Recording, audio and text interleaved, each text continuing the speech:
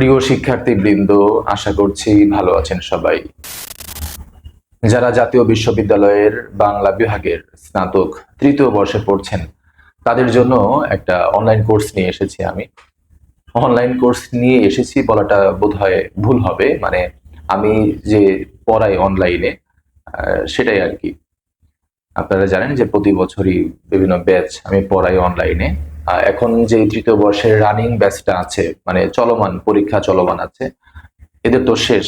এখন আমরা এই জায়গায় নতুন তৃতীয় বর্ষের জন্য আমি ভর্তি কার্যক্রম শুরু করেছি। ভর্তি চলবে জানুয়ারি মাসের 22 তারিখ পর্যন্ত এবং জানুয়ারি মাসের 24 তারিখ থেকে আমরা ক্লাস শুরু করব। আপনাদের বেশ দ্বিধা দ্বন্দ্ব থাকে যে আসলে ক্লাস কতদিন পর্যন্ত হবে, এটা আমি ক্লিয়ার করে দিই এখানে। জানুয়ারির 24 তারিখ থেকে যদি ক্লাস শুরু হয়, সেই ক্লাস চলবে একটানা আপনার যে পর্যন্ত আপনাদের ফর্ম ফিল আপ বা পরীক্ষার রুটিন না দিবে। যদি এর মধ্যে, মানে আমাদের টার্গেট হচ্ছে ফর্ম ফিল আপ, যদি ফর্ম ফিল আপের মধ্যে সিলেবাসটাকে শেষ করতে পারি তাহলে ভালো, না হলে আমরা আরো সময় বর্ধিত করব একদম পরীক্ষা পর্যন্ত আমি আপনাদেরকে পড়াবো। যেমন এই যে তৃতীয় বর্ষের রানিং যে পরীক্ষা চলছে, এখনো কিন্তু আমি ওদেরকে পড়াচ্ছি, ঠিক আছে? তো এইটা ভাবার কোনো কারণ নাই যে 2-3 মাস পড়িয়ে বা সিলেবাস শেষ না করিয়ে আমি আপনাদেরকে ছুটি দিয়ে দিই, কখনোই এমনটা ভাববেন না। যারা আমার কাছে পড়েন বা পড়েছেন তারা অবশ্যই জানেন বিষয়গুলো। আহ আমি খুব খুব সমস্যা না হলে আমি আসলে গ্যাপ দিই না, এবং সপ্তাহে 3 দিন করেই পড়ানো শুরু করব এবং আস্তে আস্তে আমরা সপ্তাহে 6 দিন যাব।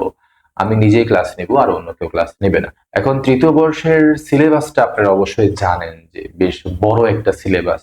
প্রথমে বাংলা সাহিত্যের ইতিহাস 2 দিয়ে শুরু হয়েছে, যেখানে আমাদের আধুনিক যুগের যে শুরুটা আছে 1801 সাল থেকে 1947 সাল পর্যন্ত, এই যে প্রায় 150 বছর, এই 150 বছরের বাংলা সাহিত্যের ইতিহাসটা আমরা খুব ভালো করে আলোচনা করব, খুব গভীরভাবে আলোচনা করব। এটা আমরা প্রতিশ্রুতিবদ্ধ, অর্থাৎ প্রত্যেকটা কোর্সের প্রত্যেকটা বিষয় খুবই সুন্দরভাবে, গভীরভাবে, বিস্তারিতভাবে আলোচনা করে আমি আপনাদেরকে বুঝিয়ে দেব, আপনারা যেন প্রত্যেকটা বিষয় খুব ভালোভাবে বুঝতে পারেন।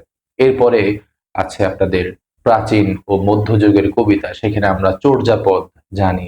আতর বর পঞ্চবি ডাল চঞ্চল চিয়ে পৈঠ কাল, সে মজার মজার যে পদ আছে, আমাদের 10টা পদ আছে চর্যাপদ। আমাদের শ্রীকৃষ্ণ কীর্তন কাব্যের 2টা খণ্ড আছে, রাধা বিরহ খণ্ড এবং আপনার মানে বংশী খণ্ড, আর রাধা বিরহ। এরপরে বৈষ্ণব পদাবলীর 20টা মজার মজার পদ আছে। মনে আছে কিনা, আপনারা তো তৃতীয় বর্ষে, আমাদের খুব ভাল লাগে এই সমস্ত পদগুলো পড়াইতে। হ্যাঁ সখী, আমার দুঃখের নাহি ওর, ভরা বাঁদর বাহ ভাদর, শূন্য মন্দির মোর, কত সুন্দর একটা পদ। আবার গিয়ে সখী, কেমনে ধরিব হিয়া, আমার বধুয়া আন বাড়ি যায় আমার আঙিনা দিয়া। এগুলো খুব ভাল লাগে, আমি যখন পড়েছি খুব মজা করে পড়েছি এবং অবশ্যই আপনাদেরকে মজা করেই পড়াবো। আর এরপরে আমাদের বাউল পদ আছে, লালন শাহ, লালন ফকিরের কিছু পদ আছে, আমরা সেগুলো খুব ভালো করে গভীরভাবে একদম ডিটেইলসে আলোচনা করে আপনাদেরকে বুঝাই দেবো, যেন আপনারা প্রত্যেকটা বিষয় খুব ভালো করে বুঝতে পারেন। এরপরে আমাদের বাংলা ছোট গল্প আছে, সেখানে আমরা জানি যে 4 জন গল্পকারের 8টি করে 32টি ছোট গল্প আছে, রয়েছে রবীন্দ্রনাথ ঠাকুরের 8টি গল্প, তারাশঙ্কর বন্দ্যোপাধ্যায়ের 8টি গল্প, হাসান আজিজুল হকের 8টি গল্প, রয়েছে বনফুল বা বলাই চাঁদ মুখোপাধ্যায়ের 8টি গল্প। মোট 32টা গল্প আছে। প্রবন্ধ রয়েছে 8টি করে, 32টি প্রবন্ধ আছে 4 জন লেখকের। আবার আপনাদের ফোকলোর তত্ত্ব ও বাংলা লোকসাহিত্য আছে। সেই ফোকলোর তত্ত্বের মধ্যে আমরা আলোচনা করব ফোকলোর জিনিসটা কি, লোক সাহিত্য কি, এগুলো নিয়ে ডিটেলস আলোচনা করব। ফোকলোর বিষয়ে যে বিভিন্ন মতবাদ আছে সেগুলো নিয়ে আলোচনা করব। আবার আমাদের যে বাংলা লোক সাহিত্য আছে, এইখানে মহুয়া পালা আছে, আছে দেওয়ানা মদিনা।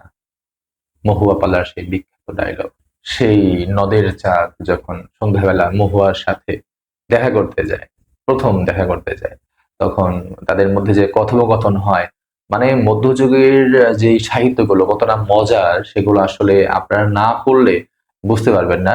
মহুয়া যখন বলে যে লজ্জা নাই, নির্লজ্জ ঠাকুর লজ্জা নাই রে তোর, গলায় কলসি বাইন্ধা জলে ডুববা মর। এর উত্তরে নদের চাঁদ কি বলে?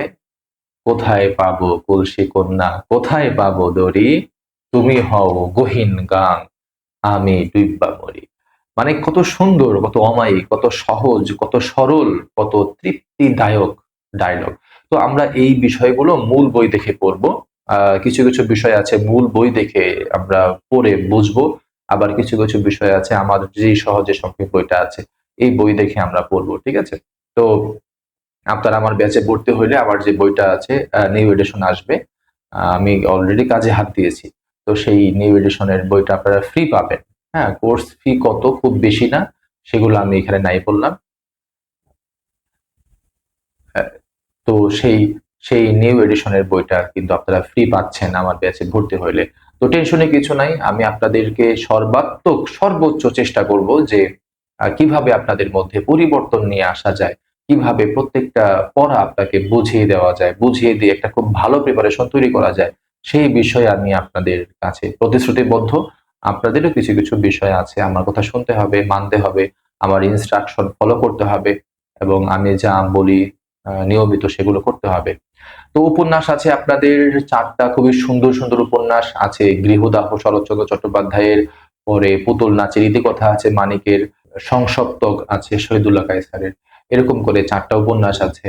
তো সিলেবাসের প্রত্যেকটা কোর্সের প্রত্যেকটা বিষয়কে আমি খুবই সুন্দর করে মজা করে আনন্দ নিয়ে আপনাদেরকে পড়াবো। কখনো মানে বোর ফিল করবেন না যে ভাল লাগে না। তো আসলে এরকম ভাবে তো বোঝানো যাবে না। আর আমাদের ক্লাসগুলো রেকর্ড থাকবে, প্রত্যেকটা ক্লাস রেকর্ড থাকবে। ক্লাসগুলো হবে অবশ্যই রাতে, মানে সন্ধ্যার পরে ক্লাসগুলো হবে। অনেকেই জব করেন, তো দেখা যায় যে তারা দিনে সময় পান না, বা অনেকে ক্লাস করেন তারাও দিনে সময় পান না, মানে কলেজে গিয়ে ক্লাস করেন দিনে সময় পান না। তাদের কথা চিন্তা করে মূলত রাত 8টা থেকে অথবা রাত 10টা থেকে 2 সময়ের যে কোনো এক সময় আমরা ক্লাসগুলো শুরু করব। আপনাদের চিন্তার কিছু নাই, ভরসা করে নিঃসন্দেহে আপনারা আমার ব্যাচে ভর্তি হয়ে যান। ভর্তি অবশ্যই দ্রুত হওয়ারই চেষ্টা করবেন, দ্রুত হওয়াই ভালো। আর হচ্ছে ভর্তির জন্য আমি এই যে স্ক্রিনে যে নম্বর দেখতে পাচ্ছেন এইখানে হোয়াটসঅ্যাপ করলেই হবে। ঠিক আছে, ভালো থাকেন তাহলে। যারা ভর্তি হবে তাদের সাথে ক্লাসে দেখা হবে জানুয়ারি 24।